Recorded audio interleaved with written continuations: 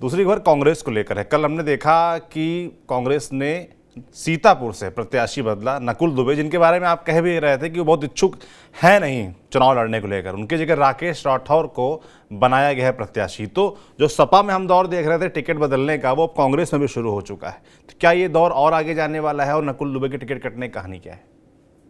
देखिए, कांग्रेस के तो समझौते में ना समाजवादी पार्टी से सिर्फ 17 सीटें मिली हैं और कल 2 सीटों पर घोषणा हुई है, सीतापुर और मथुरा। मथुरा आप जान ही रहे थे, बड़ी चर्चा थी कि बॉक्सर विजेंद्र जो है विजेंद्र सिंह वहां से हेमा मालिनी के खिलाफ चुनाव लड़ सकते हैं। आज नामांकन का आखिरी दिन है, तो शायद तैयारी इस बात की थी कांग्रेस कैंप में कि विजेंद्र वहां से नामांकन करेंगे, पर वहां तो गोल हो गया। वहां विजेंद्र चले गए भाजपा के कैंप में, भगवाधारी हो गए। तो मुकेश धनगर जो है पार्टी के नेता हैं, उनको दिया गया है। और कांग्रेस पार्टी के लोगों ने बताया कि मतलब मुकाबले में कुछ खास दम दिख नहीं रहा है जिनको टिकट मिला है। खैर, लौट कर आते मेन मुद्दे पे, और वो है नकुल दुबे का। नकुल दुबे आप जानते हैं मायावती सरकार में मंत्री रहे, सतीश संदेश के रिश्तेदार हैं और एक समय में बीएसपी के बड़े नेता माने जाते थे, पेशे से वकील। पिछला लोकसभा चुनाव जब बीएसपी, एसपी और आरएलडी का गठबंधन था, वो सीतापुर से चुनाव लड़ चुके हैं। आप ये भी जानते हैं सौरभ भाई कि ये समाजवादी पार्टी और कांग्रेस के बीच ना सीट शेयरिंग हुआ था, तो ये तय हुआ था कि जो सीटें ली गई थी कि यहां से कौन चुनाव लड़ेगा, ये तय करके ली गई थी। उसमें जैसे अब बनारस की बात कर ले तो कि अजय राय लड़ेंगे, सहारनपुर इमरान मसूद लड़ेंगे, तो सब सीट पे कौन कौन लड़ेगा ये ऑलमोस्ट तय ही था। सीतापुर के बारे में उस मीटिंग में ये बताया गया और सीट क्यों ली गई, और ये आखिरी थी। सीतापुर एक्सचेंज में सीट ली गई थी, याद करिए जब हो गया था कि गठबंधन बस टूटने वाली है, और ये बताया गया कि प्रियंका ने फोन किया, बात बनी और फिर जाके सारी चीजें हुई, तो ये सीतापुर एक्सचेंज में सीट मिली थी। मतलब बड़ा गोल्डन सीट कह लीजिए इसको। तो ये नकुल दुबे के नाम पे ली गई थी। नकुल दुबे शुरू में बहुत इच्छुक नहीं बताए जा रहे थे, लेकिन बाद में पता चला कि वो चले भी गए थे सीतापुर, चुनाव प्रचार शुरू भी कर दिया था।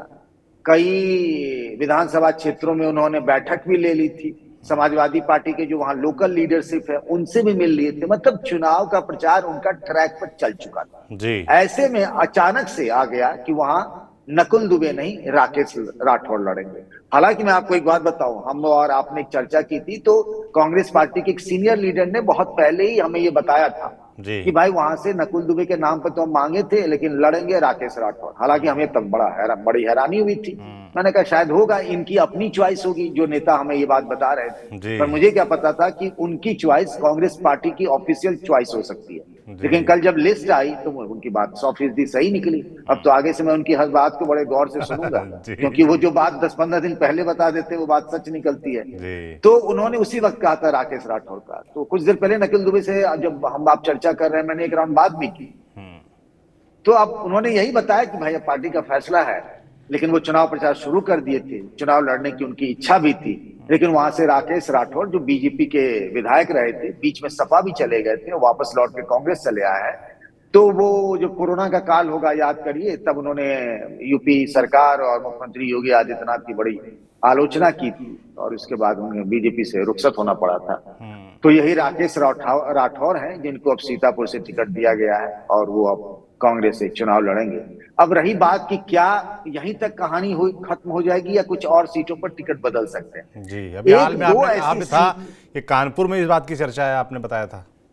हाँ, कानपुर में इस तरह की चर्चा है कि आलोक मिश्रा को मिला है, वो मजबूती से लड़ नहीं पा रहे हैं या चुनाव खड़ा नहीं हो पाया, तो वह किसको लड़ाएं। तो अब कांग्रेस और सपा में इस बात की चर्चा अमिताभ वाजपेयी की थी, लेकिन यहाँ टेक्निकल मामला फंसता है कि अमिताभ वाजपेयी तो समाजवादी पार्टी के विधायक हैं, वो कांग्रेस के सिंबल पर कैसे लड़ लेंगे। अब उज्जवल रमन सिंह तो विधायक थे नहीं, समाजवादी पार्टी के नेता थे, वो कांग्रेस चले आए। हाँ, एक बात और दिलचस्प है कि वो कांग्रेस में चले आए, हम सब लोग ये मान के चल रहे थे कि उनकी उम्मीदवारी की भी घोषणा हो जाएगी, अधिकृत तौर पर उनका भी नाम डिक्लेयर हो जाएगा। लेकिन कल जो लिस्ट है उसमें तो प्रयागराज था ही नहीं। तो उज्जवल रमन सिंह के लेकर क्या मामला हो गया ये भी समझ में नहीं आ रहा है। शायद बाद में हो जाए उनके नाम पर फैसला, लेकिन हम जो बात कर रहे थे किसी और का कट सकता है। एक महाराजगंज की सीट है जिसको लेकर बार बार चर्चा होती है, उसमें भी एक नेताजी ने मुझे कहा था बहुत पहले कि वहां अमन मणि त्रिपाठी, जो अमर मणि त्रिपाठी के बेटे हैं, जिनको वहां ज्वाइन कराया गया कांग्रेस में, जब ये कहा गया कि उनको अपना मोबाइल भी ले जाने नहीं दिया गया था अविनाश पांडे के